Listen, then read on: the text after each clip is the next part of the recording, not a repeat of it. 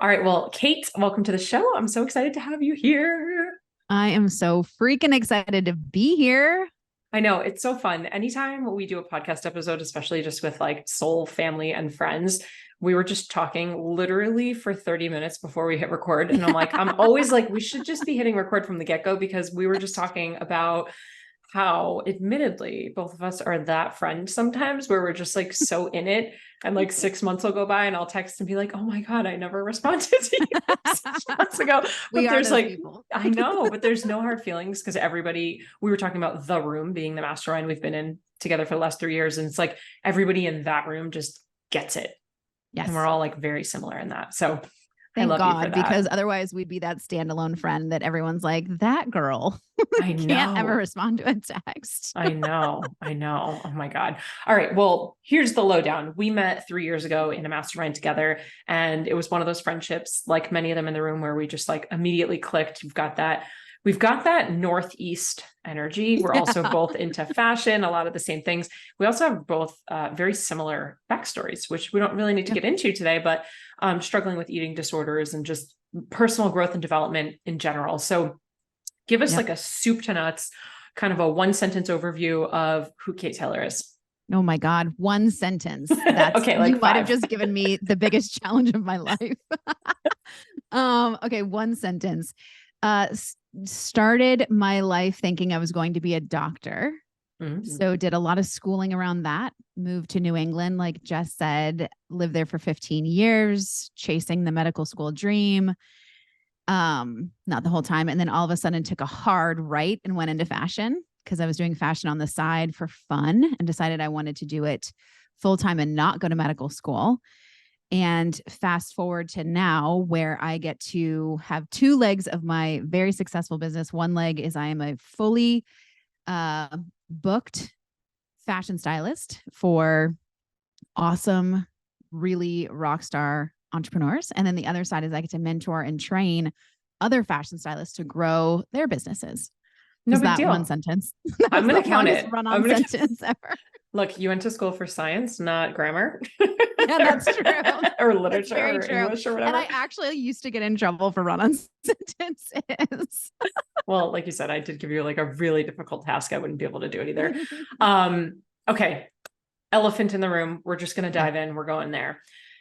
You have these two legs to your business, which I love because you still do the thing that you help people with, right? So you style these incredible entrepreneurs, high level, some very like celebrity, Insta famous type people, which I want to talk about. Mm-hmm. And then you're helping other stylists. I would imagine that with what you do, you get a lot of pushback from your potential clients saying things like, well, there's a recession coming and what we do as stylists is not priority, right?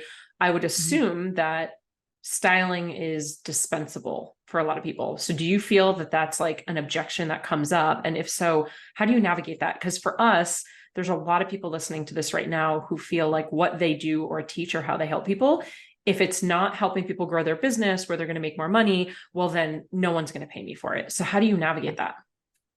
Yeah, I think that's a really good question. And we do have that pushback from our stylist, our students, a lot. And it's totally understandable. And if it's, a recession right now, that's just like the current name for it. This is what I try to tell them. 3 years ago, it was a pandemic. Before that, you had, a housing crash, and there was a .com. There's always going to be something, right? But what I try to let our stylists know, and I think this is true of any business, is everything is considered dispensable or not really needed. Until you show your ideal client that it's actually not dispensable and it is really needed. So what we do in our industry is we help people get to where they want to be, whether that is a place of confidence or a place of visibility or a place of excitement or being the visual representation of their brand. What we do helps them move forward. So while it might be something that people are like, oh, well, it's fashion, like I can put clothes on myself. Sure, you can.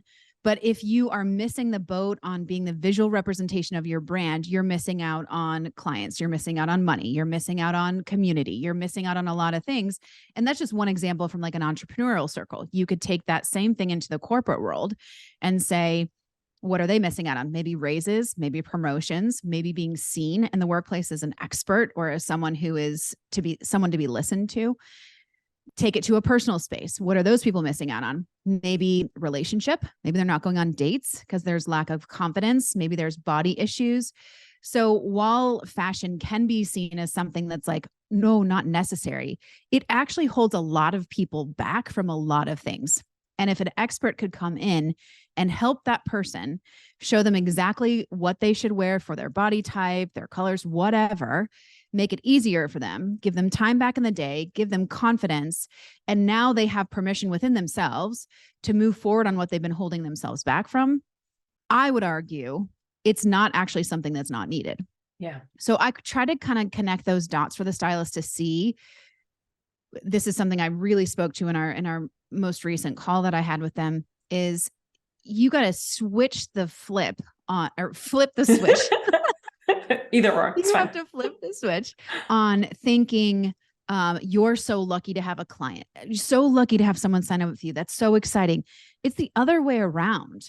They're so lucky to have you. They're so lucky to have an expert in their corner, looking out for them, looking at every inch in detail and anything that's going to make them feel great, bringing out their personal style, helping them see themselves in the way they've never seen before. They are the lucky ones. So that's kind of how I bridge that gap of recession. And the other thing, that would be one. The other is what I spoke to earlier, which is it's always going to be something. There's always going to be something that you could say, oh, should we pump the brakes because of this? No, you should never pump the brakes on someone having that experience, because what we really sell, while it's fashion and it's styling, what we actually sell is transformation.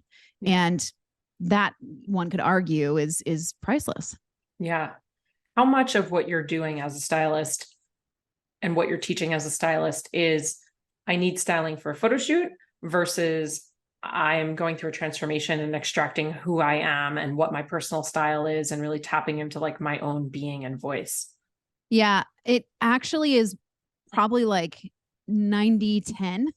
Really? 90 photo shoot, 10 transformation. However, and this is true of anything you start. That's why they go into it like, oh, I just need to get styled for a photo shoot. But what they get in the process is exactly what you were saying, the transformation, the becoming the new person, like stepping into all of that. And either they get that transformation in just like a photo shoot styling package, and then they feel amazing and they're complete, or it's like, oh my God, this is life-changing. I need more of this in my life. And they decide to continue on for a longer term. So when they first come to us, it's usually like for a purpose. Like I have an event, or I have a photo shoot, or I have a trip, or my closet is busting at the seams. I don't know what I own anymore. Like it's for a purpose. Sure. And we meet that need. And then also it's so much more. Yeah. It's so much more. I feel like that's the case in any business. We always use the analogy here just because so much of my background and clientele are health and fitness, right? Like trainers. 18 years as a trainer, every single client, hundreds and thousands of clients that I had, not one came in for anything other than a vanity metric. Like they wanted a physical change in their body. Exactly. And that was like the carrot, right? And so it's, okay, I want the branding photo shoot. Or now with clients, ultimately, they want to make money. Like I need to pay the bills. I want to make money. And then it's like, oh my God, I'm making a global impact and I can do give back and retire my spouse. But it's like, I just want to make money. So we always say, don't judge your carrot, right? Like it's just, that's the thing. Yeah. So, and that's what they're coming to you for, but you're giving so much more. Totally. How do you navigate? I'm going to use the word coachable because I just feel like that's something we can all relate to. How do you navigate when a client during a photo shoot or a branding session or a styling session, I should say, is not coachable in the means of like, I don't want to wear that. I don't like that color. Like, how do you navigate that and really kind of pushing them to their edge? I love this question because this is actually one of our stylists' biggest fears is, what do I do when I'm absolutely obsessed with something, but the client hates it, or the client loves something and I think it's horrific? Like, what do I do? How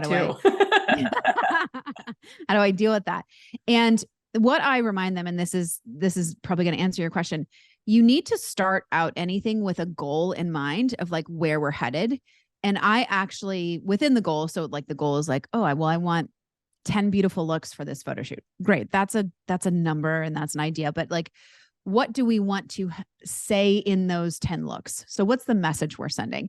And I'll create words with them, usually 5 words. 3 words are like how they want to be seen in the world. smart, expert, whatever, fun, loving, you name it. And then the other two words are stylistic words like edgy or chic or whatever. Usually everyone says edgy. My team is like, if I hear edgy, I heard you one more time. Like, what? Because the other thing with these words is they can be very up to interpretation. Like Sure. edgy for me could be leather and studs, and edgy for someone else is like, ooh, I'm going to wear a red pump. Like it's like, it could be anything. One button undone. Exactly.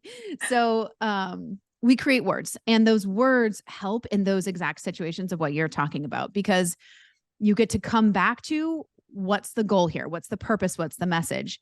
And instead of saying your idea is horrible and you look like a not great person, like it doesn't look the best, you get to say things like, I love that you love that. I love that you feel really passionate about that. That's not the message we're going for. Like, that's not the goal that we're going for in this particular situation. So what I say, I call them Jedi wordsmith or Jedi word hacks. I'll say things like, I think we can do better.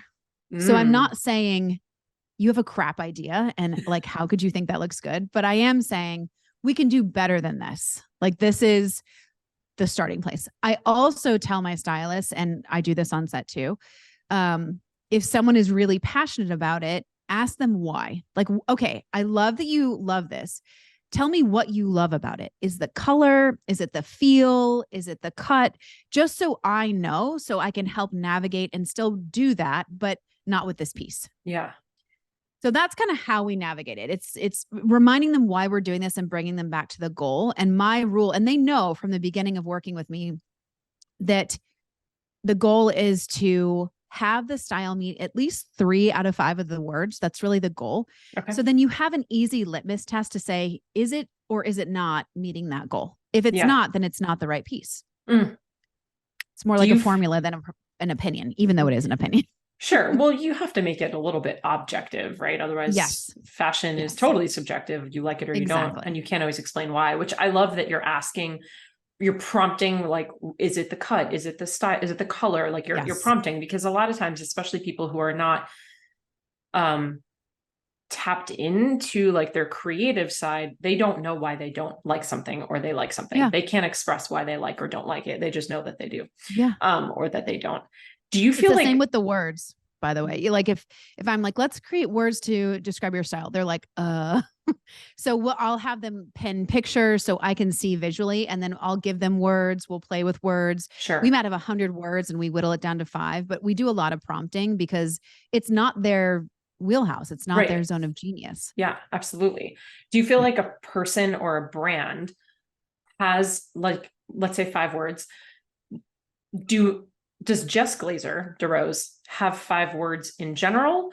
My company and brand has these 5 words, or is it like every individual photo shoot would have 5 words and maybe they're different than me as a whole? Or is it everything? Yes. And so the beauty about fashion is that it's super personal, and I would say yes.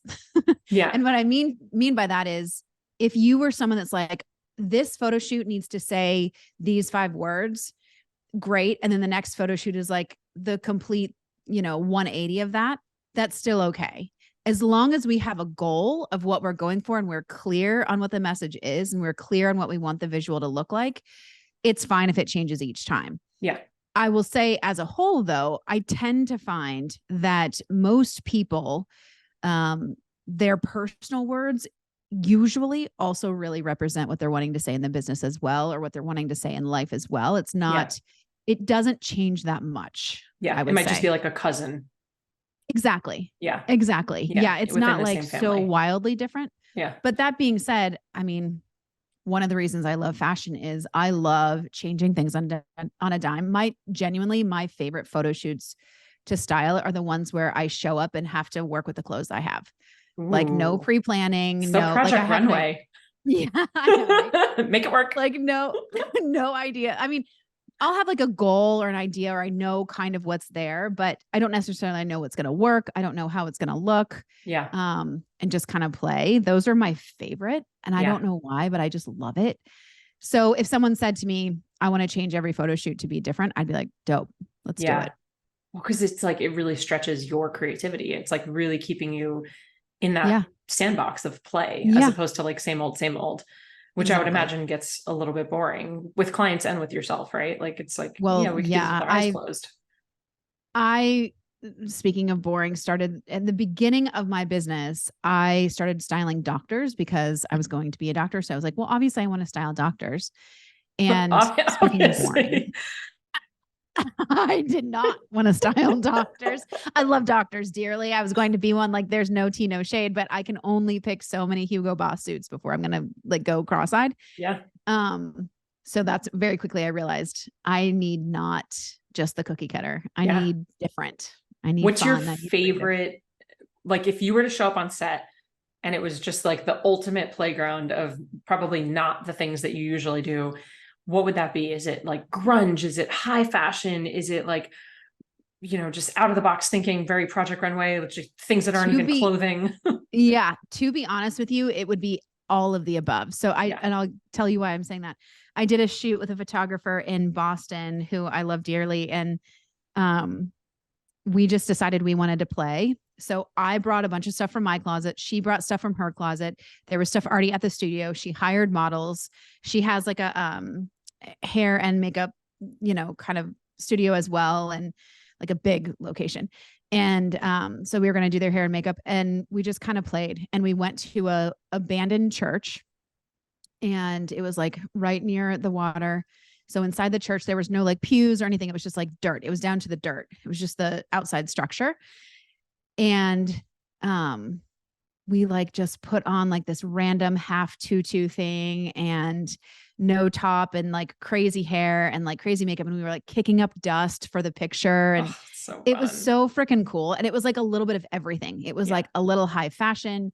It was a little grunge. It was a little unexpected. It was just like a mix. And I love mixing different things. Yeah.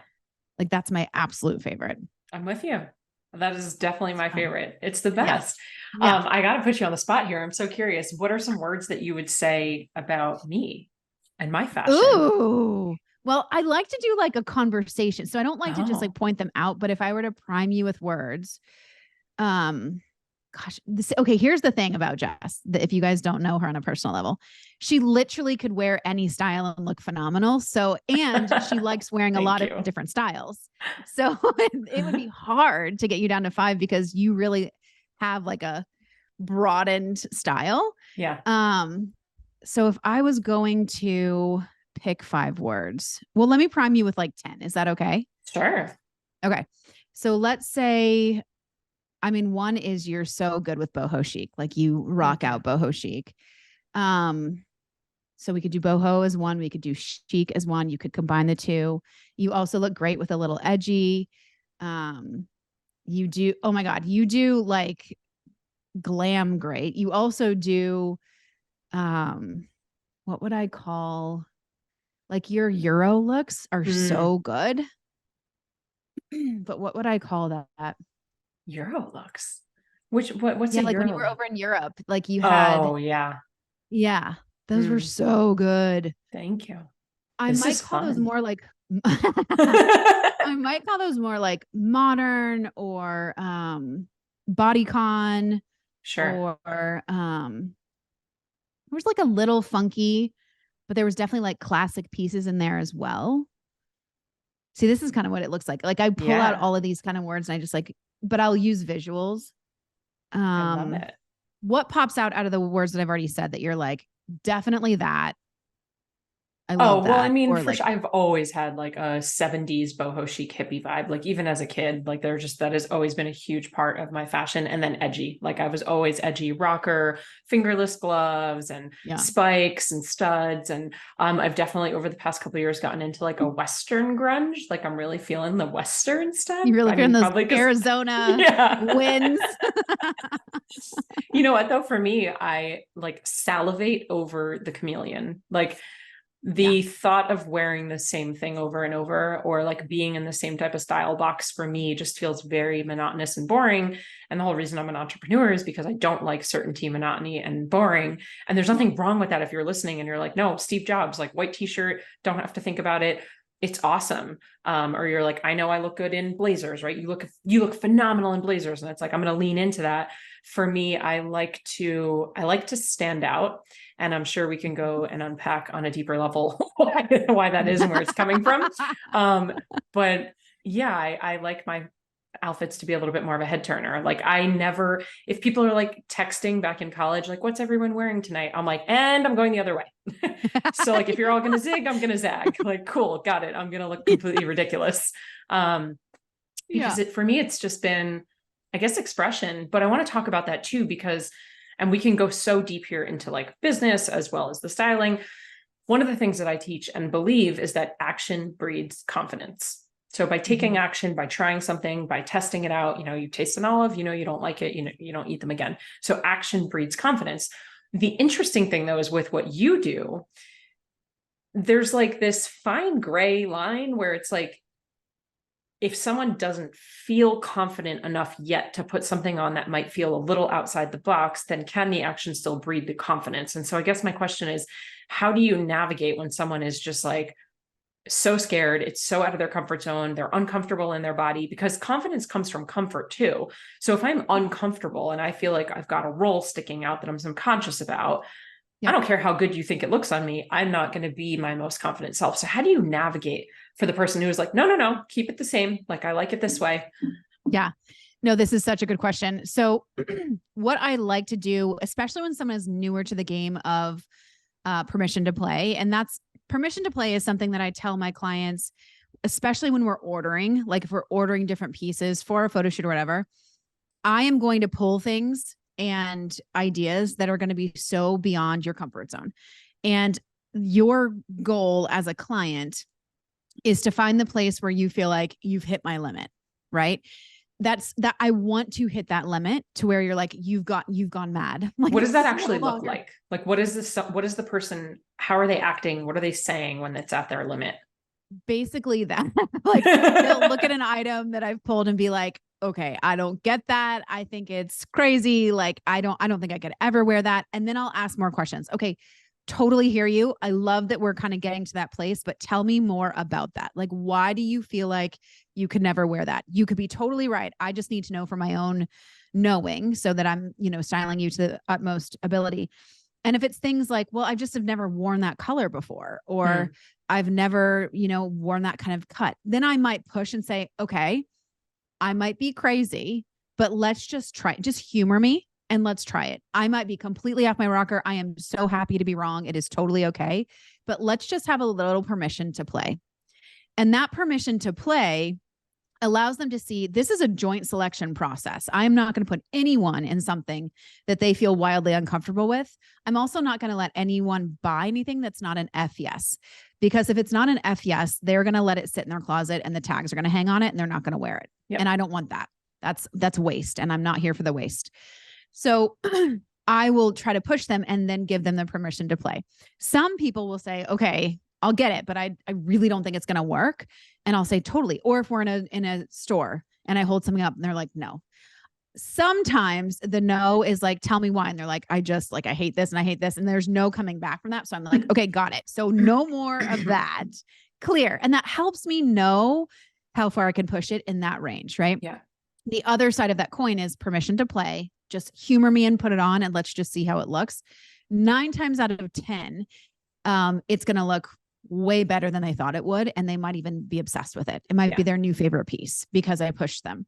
But it's never going to be a situation like what you were asking about where the person feels so uncomfortable that they don't feel like they can tell me or they don't feel like they can wear it. I will start it out by saying, I'm the least judgmental stylist you're ever going to meet. I didn't create any of these garments, so you're not going to offend me. Yeah. It is my goal to figure out where we're at. It's also my goal to push you a little bit beyond where you currently are. Otherwise, this is a waste of your time and your money and your energy. Yeah. So it is my job to push you a little. I love this. And this permission to play, which I'm going to borrow because I love. Yeah. Does that also translate over in the other side of the business, the other arm of the business where you're helping stylists build their businesses? How do you, because I know on a personal level, I know what you do in your business. And let me tell you, ladies and gents, Kate plays a lot in her business. So how important is it to have permission to play in your business? It's huge. And I think for so long, I would even say addicted to formulas. Like, just tell me what the formula is on how I can get the perfect business, make the perfect amount of money, have the perfect launches, have the perfect. Like, gross if I said perfect one more time. I don't But resonate at all. I've no I idea was, what you're talking about. Just doesn't resonate. no, not at all. But when I finally gave myself permission to play, I literally like tore it all down to rebuild it in a way that was much more beautiful and much more powerful. Was it scary? Yeah. Did my team think I was mad? Probably. Like, but they also were on board because they were like, yeah, I think this can be better. Yeah. So it's important to give yourself permission to play. Otherwise, if you just keep doing the same thing, you're going to get the same results, which if you're fine with those same results, great, Gucci, keep going for it. That's amazing.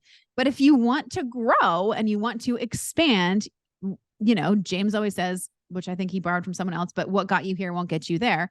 So it's the same idea. You have to play, try new things. And if it doesn't work, it doesn't mean you failed. It just means, okay, I don't want to do that again. Yeah. Right. You don't have to see it as like a big F. You can say, right, maybe I want to do it differently. Maybe I want to do the same thing, but I want it to look different. Or maybe I want to completely wash that. I mean, we just had a launch, and post launch, we were like, okay, we've done this now dozens of times, and we've done it in different ways. We've done it the same way. And I think that the way we have done it up until this point is complete. And it's going to look different moving forward. And because we're giving ourselves permission to see those things instead of saying, no, it has to be this way. Yeah. Which a part of me even had to die a little bit to allow for that. Because I was still, even with that, like, oh no, this is just how it has to look. Even though I'd given myself permission to play in that specific area, it was like, no, it doesn't have to look exactly like you think everyone else's launch looks. Like it could be different. Yeah. So it's huge. You have to do that in your business. You have to play. You have to. Yeah. Yeah. It's just testing. We always talk about being a scientist or being a detective in the business. And it's just, I'm going to test, I'm going to experiment. I make a hypothesis. I take the data, I take it back, I measure it, and I just keep doing that over and over and over. Exactly.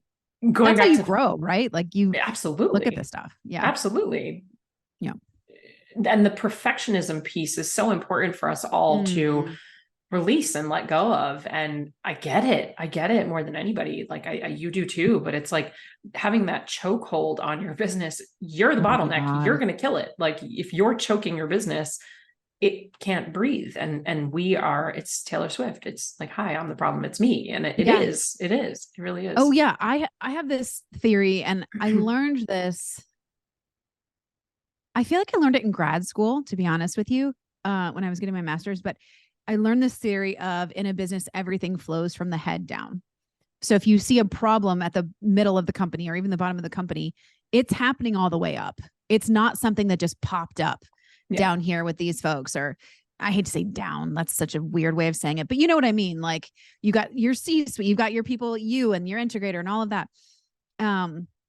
It flows from the head down, and that kind of thoughts and actions and those things of needing to be perfect, which I am very familiar with, like recovering type A perfectionist to the nth degree. It's why I have a tattoo on my foot that says freedom, because I am so much happier and so much more in flow when I get to do things that are just not so perfectionistic, and I'm way more successful. But that perfectionistic piece will not only be you creating a bottleneck, it will permeate throughout your entire company. Yep.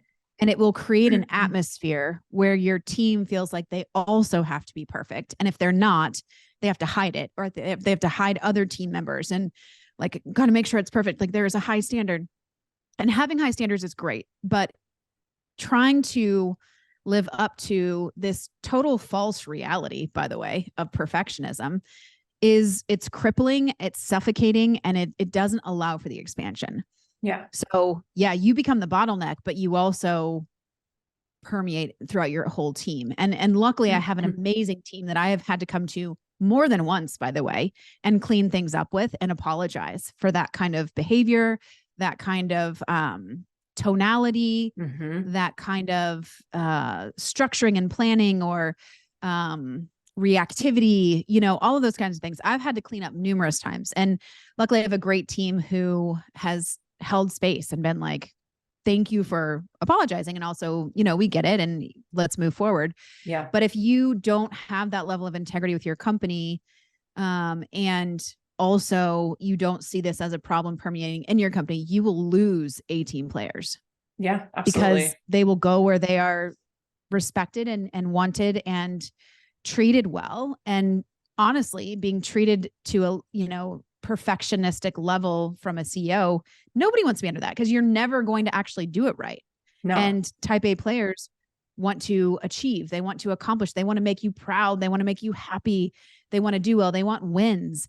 And you can't win with perfectionism. No. And you're also not creating psychological safety because now there's Yes. the fear and the nerve of like, I'm not going to reach the potential. It's never good enough, but also there's no permission to play. I can't bring you an idea because anytime I bring you an idea, you shoot it down or it's not good enough or whatever it might be. So you're creating this psychologically unsafe place. But I just want to take a second to acknowledge you because as we're talking about, this is a top-down approach, right?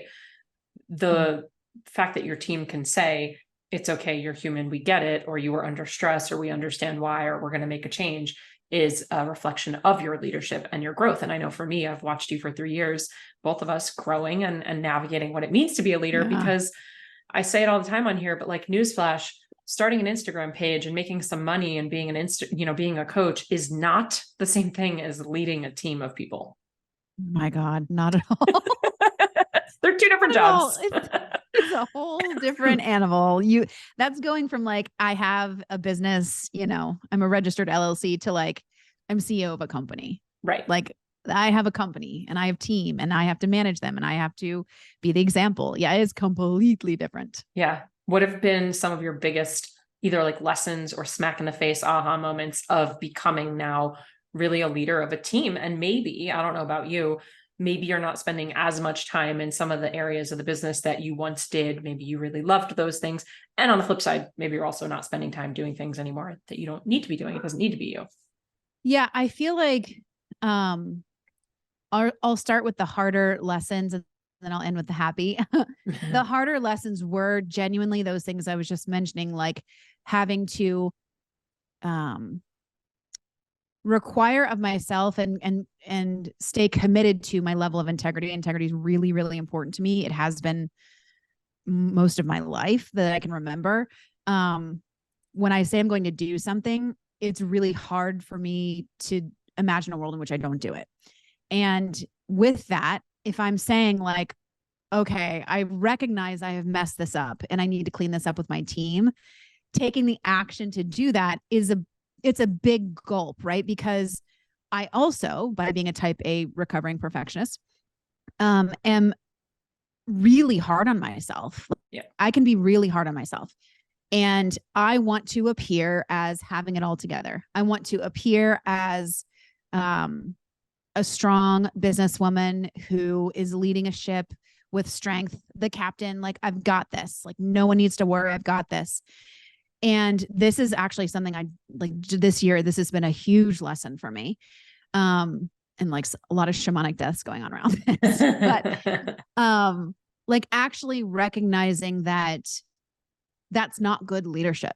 Yeah. Because good leadership looks like staying in integrity with my word and actually cleaning it up with my team, staying in integrity with myself and actually taking steps forward that look different. And some of those steps being, Kate, stop being codependent with those relationships. Like I've worked on so much codependency and released it. And like, I'm so unavailable for it. And yet in my business, I had gotten myself to this place where I felt responsible because I'm like, well, I'm the CEO. I run this ship. I have a full team that relies on me. And the success or failure of any launch is my responsibility. The happiness of everyone on my team is my responsibility. Like it was just like I was putting everything I could on my shoulders and it was crippling and it was not allowing for expansion. And it's not good leadership. So I had to go to my team, clean that up, and then take steps moving forward that were going to be honest steps and say, you guys are grown adults and I recognize you're here by choice. You want to be here. It's not my responsibility to maintain your happiness. And at the same time, you have the freedom to come and talk to me if something isn't, floating your boat or whatever. that's been a huge lesson because I had to swallow down that part of me that's like, no, appear that you have everything together. There's nothing wrong. And that's just an old wired belief from like childhood that I heard and I learned of like, we don't talk about those things. We don't talk about the bad. You keep those in. So that was massive. The flip side of what I have learned through hiring a team is I am so much more better with team, that we can do so much more. We can help so many more people. Like the first team member I hired, who's now my integrator, Audrey, she's amazing. I hired her as a part-time assistant to help me with my styling clients. This is before I had the schools. Audrey and I actually wrote the schools together. We sat on my couch and I talked and she typed. That's how we wrote the schools. But I hired her to help me with my styling clients, and just bringing her on part-time, and I'm talking like maybe 5 hours a week, allowed me to double my income in that 1 year. Wow. And it was because I had so much more time available to be in the creative mode for like marketing ideas, or, you know, being more present with my clients because Audrey was doing the behind the scenes stuff or whatever. It just expanded what was possible and expanded our reach and expanded the people we could help. So that's the real, and they're both positive, actually. The first one was just harder for me to learn and to get, but they're both amazing. It's just, you know, how you look at it. You also grow as a person. I mean, you want to do any kind of personal development, start a business, you want to really dive deep to the shadow side, hire team. Yeah. Everything comes out. Oh my gosh. Isn't that the truth? I feel like the three of us, there are not three of us, there are only two of us. I feel like the two of us over the last 3 years, you know why I said the three of us? There you go. Giant grasshopper, like the size of my head, just landed on the window that I'm sitting in front of. And he's just staring at me, crawling up the window. And so I said, the three of us. We need to look and see what that means. I know. Well, that's what I was doing. I was multitasking. What does it mean? Now everyone wants to know. Okay, well, we'll find out. The two of us, as I'm typing to figure this out, the two of us, I just feel we both have been through the ringer of personal development and just the shadow side and the dark stuff and the ego, the shamanic death. I mean, the amount of times we've sat in the room crying, or just, you know what it is for me, at least on my end, it's like, you know, when you have that friend, I'm not saying this is you, you know, when you have the friend that it's not that he or she calls you and like talks about the same thing all the time, or complains about the same thing all the time, and you give advice and then they keep doing what they're doing and you're like, nothing changes, but nothing changes, and 3 years later they're still doing the same thing. Okay. I do that in the business, right? Or in my life. And I think a lot of us do. And so the last 3 years for me, being in the room with you and having some really deep, intimate conversations, I have realized time and time again, embarrassingly more times than I'd like to admit, that again, it's me, I'm the problem, or like, I'm still in the same habits or patterns or repetitive loops. And it's like, oh, wait a minute, no one's coming to save me. Yeah. Wait a minute. It doesn't matter how much, like, it doesn't matter how much I invest or what room I'm in. Like, nobody's going to save me. No, you're so right. Yeah. It's like, my therapist likes to say, you're still sitting in the dirty sandbox. Get out of the sandbox. Like, go play in a clean sandbox. You're just playing with the dirt. Like, it's not changed. It's the same thing. You have to get up and go to a new sandbox. This is not the place for you anymore. But you're right. It's you have to come to this place where you're like, oh my God, I'm the problem. I continue to do the same things.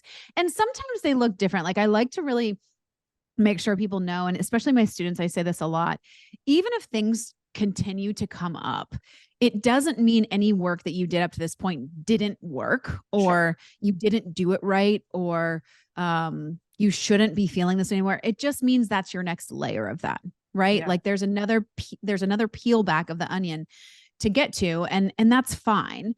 And what you did up to now brought you to this place where we get to peel this layer, and that's totally fine. But I know exactly, because that's been me too, of like, how is this coming up again? Like, literally how? Oh, wait, it's me. I'm just continuing the same thing. No one's going to come take this over and do it differently for me. I have to do it. Do you feel like fashion and these ego shamanic deaths go hand in hand? Because I know for me, I think a lot of, especially women, will do drastic, like, we go through a breakup, we dye our hair, right? Like, it's super common to kind of have this all of a sudden external shift when we go through an internal shift. Do you see a correlation between the two, where a lot of times, like maybe someone goes through a divorce and then they come running to you and they're like, I feel liberated. I want to do a shoot. Like, I need to change my external. Oh yeah. That's usually the people that are coming. It's like, there's a shift in the business. We're up leveling, or yeah, I'm going through a divorce and I'm going to start dating, or I'm up for a promotion, or I'm going on this fantastic trip. It's usually that. And we have a small percentage, maybe 10%, I would say, of people that come to us that are like, I'm stuck, or I'm unhappy, or something along that. And I wish more people leaned into that and reached out for our support during those times, because things shift so quickly for those people. I'll give you an example. This one client that I worked with eons ago, she was in her, I want to say, residency at the time. It might have been medical school. I'm forgetting now. I think it was residency.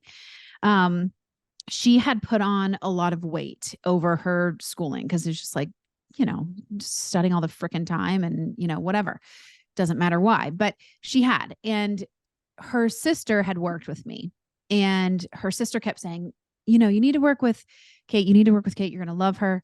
And this person was like, I don't want to do that yet. Like, I've put on so much weight. I'm feeling unhappy. And for whatever reason, her sister just kept pestering her, and she decided, whatever, screw it. Let's do it.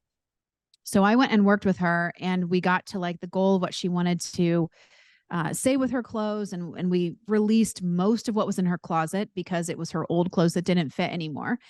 And I had a lot of talks with her about, this is the perfect time to do this. And let me tell you why.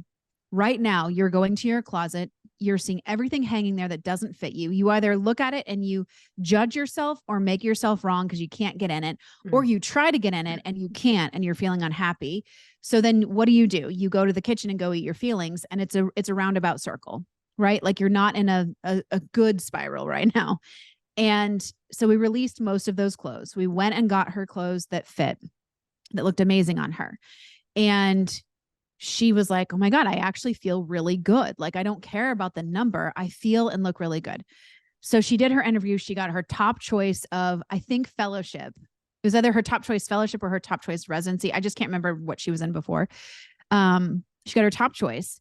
And then I saw pictures of her maybe like a year later, and she had dropped all of her weight. Wow. And I messaged her and I was like, oh my God, what happened? Like, do we need to shop again? Because you look completely different, not better or worse. You just like, what happened? This is, what happened? And she said, Kate, you were right. The second I started putting myself into clothes that I actually felt good in, I didn't care to go eat my feelings anymore. I didn't care to put crap in my body. I actually wanted to make healthier choices for no reason at all. No one was telling me to, but I started going swimming, and I started making different eating choices, and just started coming off really easily and very quickly.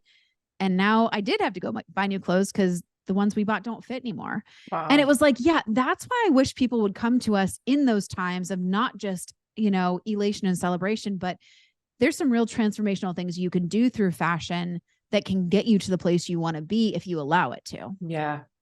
Part of my brain's like, stay on the topic of business, because that's what our people love to hear. And then, obviously my soul is like, talk fashion. So we're just going to stick with fashion for a minute, if you're cool with that.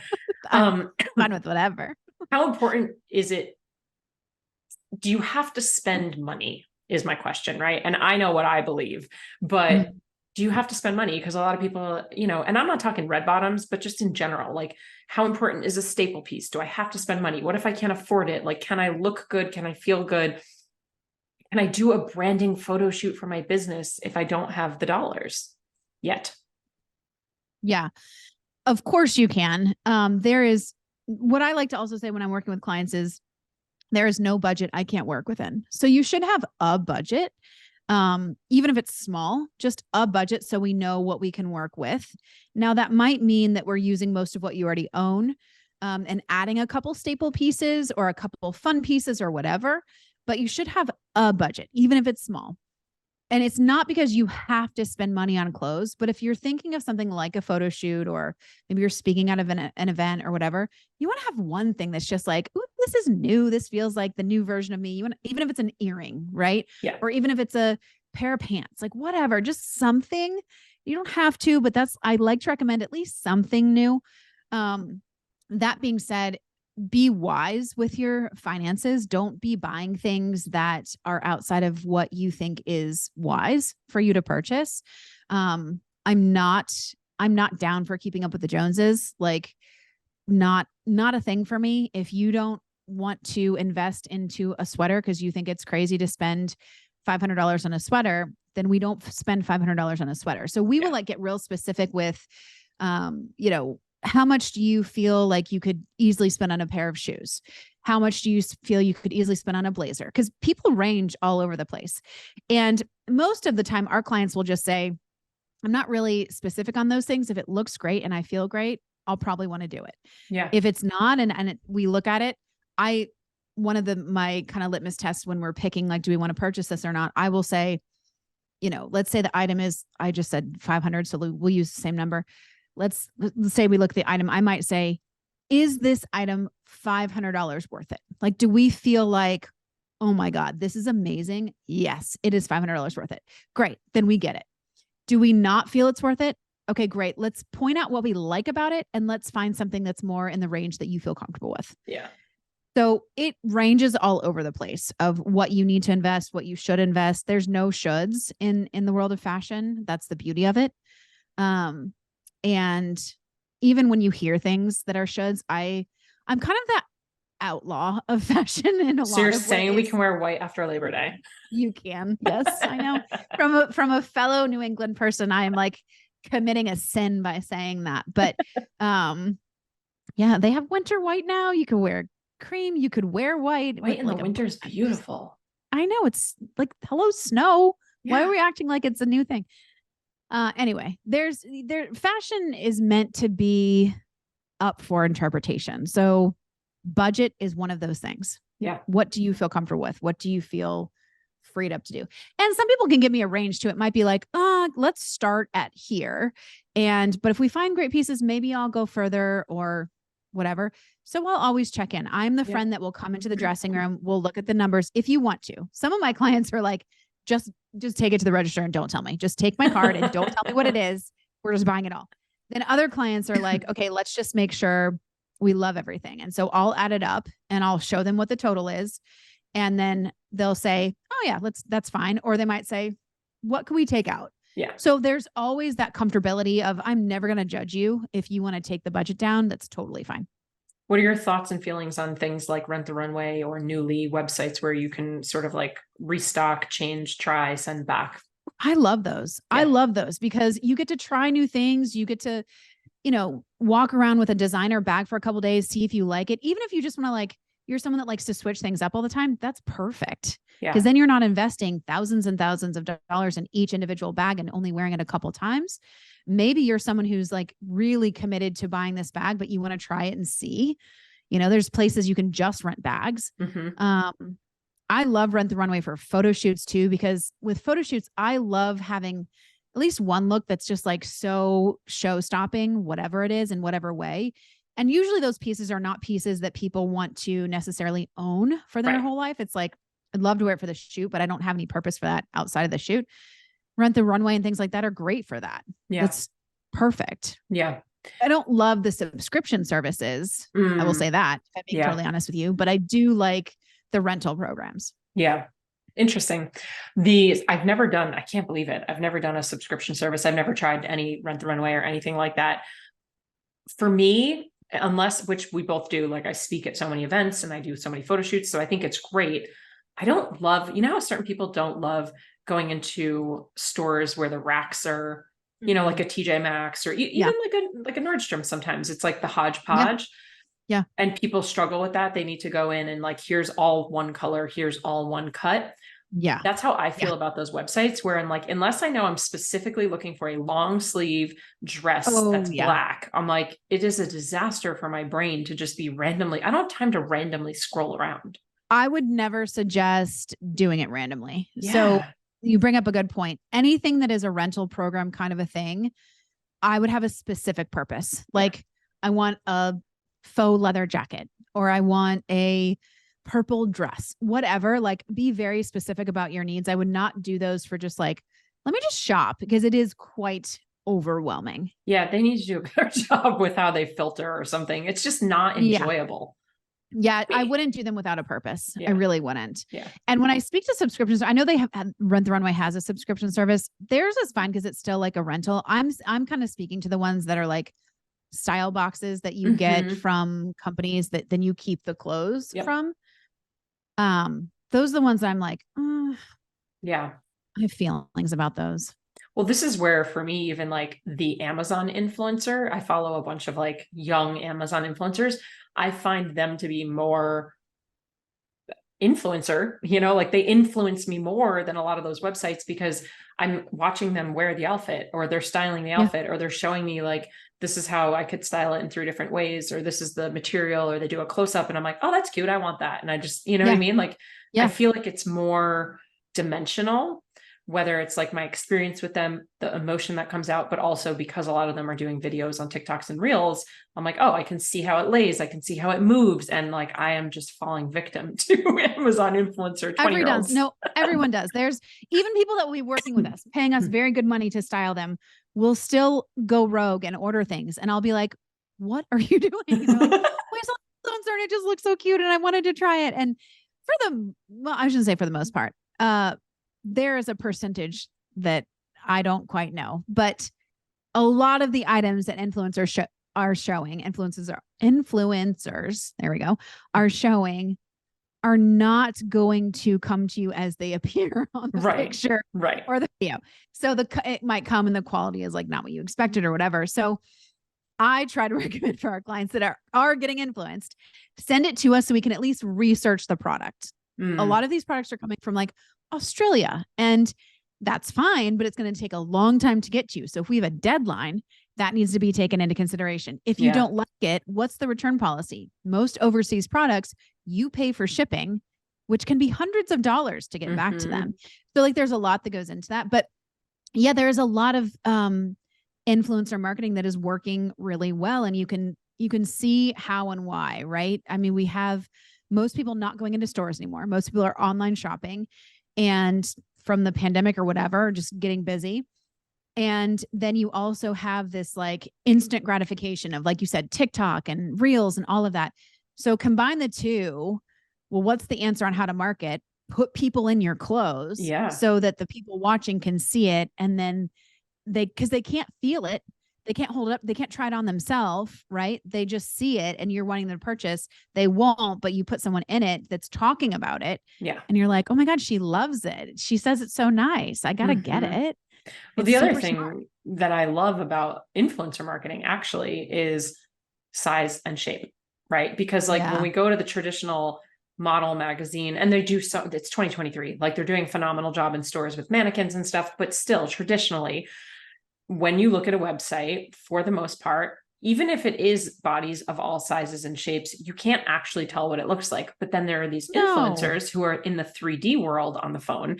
And a lot of them will say, I'm 5'2", I'm 140 pounds, I'm a 38 double D. And you're like, okay, I can start to kind of like imagine what this might look like on me. And for me, that's been really just helpful as well in buying decisions and just playing, like you were saying, like in that play box. It's like, oh, you this feel is like fun. You're talking to someone. Like you feel like a friend is like, yeah, it fits me like this and it fits me like that. And you're like, oh my God, yay. Instead of just seeing a picture and you're like, I've got no idea. Is she wearing a 0? Is she 5'9"? Is she 5'2"? Like what's happening? I don't know how that's going to look. Yeah. Well, you're going to have to come back on the show because number one, we didn't even get to talk about brand. And I wanted to talk about brand. We didn't talk about high profile clients. We didn't talk about businessy stuff. So you're just gonna have to come back. I know. We have so much more to cover. Yeah. Part 2 and 3 coming soon. Seriously. I'm like, I have so many questions about business and brand and just how it all relates. I know, but I want to be mindful of your time. So let's start to put a bow on this thing. Before we do a couple rapid fire questions, where can people find you, follow you? What do you have that's going on that's exciting and new for the Gen Pop person? And then also for stylists who are interested in business? I love it. Yes. So I would suggest finding me on Instagram at Kate Taylor Stylist on all the things really. That's where we have our most up-to-date stuff. That's where I really engage the most. We also have a podcast, The Kate Taylor Show. where I do talk more about fashion and business and mindset and all the things, and do random stuff as well. So you can definitely come over there. Those are the two places I would say I'm most frequently, and Instagram the most, but podcast is like this up and coming fiery passion of mine. We've done like 25 episodes, I think, and I'm like obsessed with it. So those would be the two places. Things coming up. If you're looking for fashion support, like if you want to be styled, definitely reach out to me on Instagram and we can kind of lead you down the path. There is a link tree in my Instagram where you can get resources there, or go to my website to find out more information on that. Lots of resources that way. If you can't find them, I'm happy for you to DM me and just say, give me more info. If you are a stylist that is looking to expand their business, or get more systems and structures, learn from someone who has built a 7-figure brand in fashion, we actually are very close to opening the doors for our live event that we're going to have for stylist.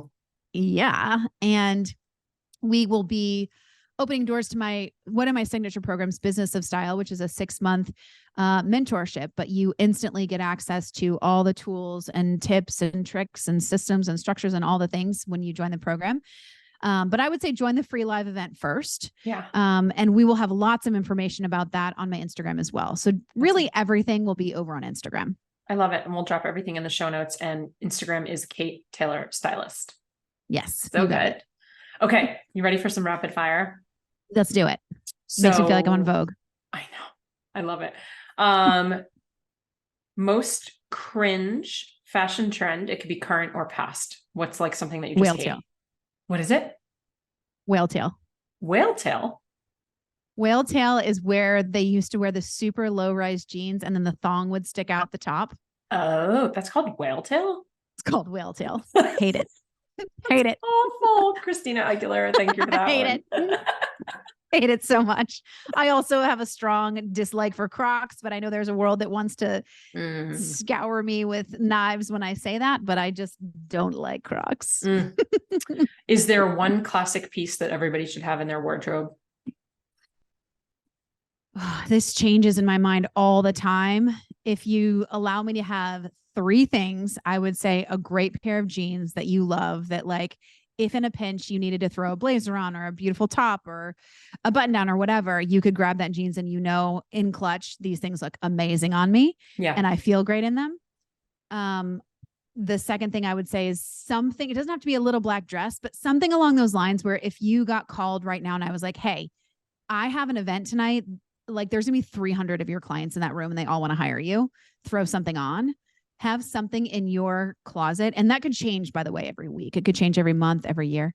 Have something that you could grab and be like, F yes, I got this. Like just something where you feel a little bit more elevated. And then the third thing would be a pair of shoes that make you feel the same way. Yeah. They don't have to be heels. They don't have to be boots, whatever you want. Just a pair of shoes that you're like, these are my take over the world shoes. Like get out of my way shoes. I love it. I would say those would be my 3. That wasn't one, but there you go. Biggest fashion mistake you see? Most common fashion mistake?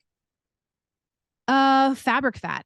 So fabric fat is where people wear things that have too much fabric and it makes it look like there's unnecessary fat.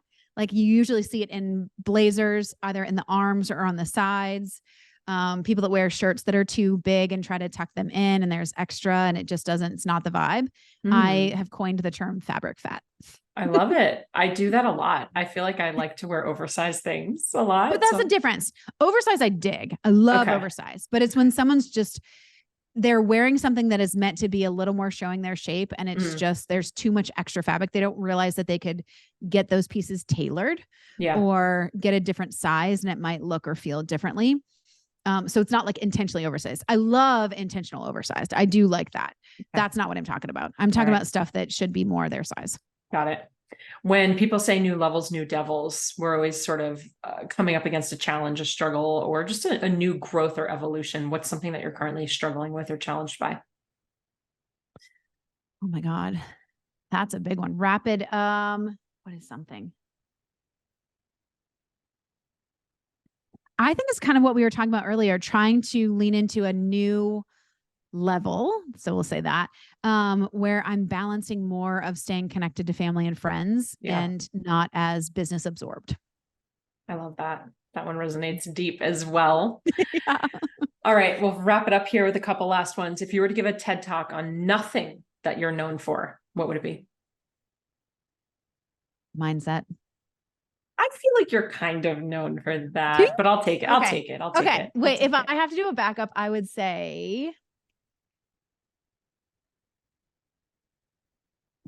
oh, it's nothing that I'm known for. So hard. This is really hard. I know. Am I known for travel? I don't know. No, you could say that. I could take mindset too. It's fine. I do a TED talk on the power of travel and what it can do for your life and your business. I love it. You know, it's funny. I have like all these questions that I do for rapid fire, but I've never actually sat with the answers that I would give if someone asked me them. I should. I totally should. If I were to cut you a check for $50,000 tomorrow that you had to use in or on your business, you could split it up or use it in one lump sum. How would you do it? Oh my God. It's a good thing you gave that caveat because I instantly was like, I'd give it away. Of course you would. In my business or on my business, I would probably hire a new team member because we could really use another content creator on the staff. Cool. I love it. All right. Our last and final question. We named the company Digital Business Evolution because I believe that we are always growing and evolving, and our business is a reflection of that evolution.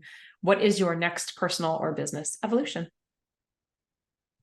Yeah. So I think it would be this iteration of coming into where we are launching Business of Style, and that's like our hyper focus, and we are allowing the other things that we are known for not be equal with that. So they're going to be more of a supporting role, and Business of Style and our higher level things are going to be the star of the show. That's a huge shift for us. So I would say that's the next level of, and it's like genuinely what you and I both speak to, which is focus on one thing, be really good at one thing, rock out one thing. And I did, and then I added on things. And so then I was like, well, yeah, I did that, but now I'm rocking out 3 things. And it's like, no, Kate, go back to the basics, allow those things to be the supporting actors. And who's your star actress? I'm like screaming internally right now because it's such a beautiful reminder for myself as well. Right. I know everyone listening is like, okay, this is what she always says, but it's such a beautiful reminder. And I will tell you, I Googled it, the gigantic grasshopper that showed up. Couple different things came up, but the first one that came up says when a grasshopper shows up, it says he could be reaffirming to you that you are taking the right steps to move forward in a current situation, telling you to go ahead and move forward, getting past whatever might be hindering you or scaring you. And then in many cultures represents luck, wisdom, nobility, enlightenment, freedom, indecision, and it's all good luck. It's all good luck. I was going to say, Kate, we're on the right path. It sounds like the grasshopper was such a blessing and a sign of like, we're doing the right stuff. Yeah. There's no right. There is no right or wrong. There's no right or wrong. We're all right. But the grasshopper reminded us that there is no right or wrong. It probably reminded us that actually. The grasshopper is like, hey, perfectionists. Exactly. There's no right or wrong. You're doing great. Good luck. Kate Taylor, I love you so much. I can't wait to squeeze you in person in a couple of weeks. Thank you so much for being here. You know where to find her, Kate Taylor Stylist on Instagram. You also know the drill. If you love this episode, you found something juicy, even just felt like you're in, sitting around a coffee shop with your best girlfriends, do me a favor, take a screenshot of the episode, share it on social media, tag Kate at Kate Taylor Stylist, tag me at I am Jessica DeRose. Let us know what you loved about this episode. I know for me personally, it was really fun to talk about fashion and not just about business. So I appreciate you. I love you so much. And I love you so much. As always, friends, cheers to your evolution. Cheers. Thank you so much for tuning in. If you loved this episode, I invite you to be a part of our ripple effect and share it with a friend. And please, if you feel called, take 30 seconds to leave a 5-star review, and I'll be forever grateful. Until next time, cheers to your evolution.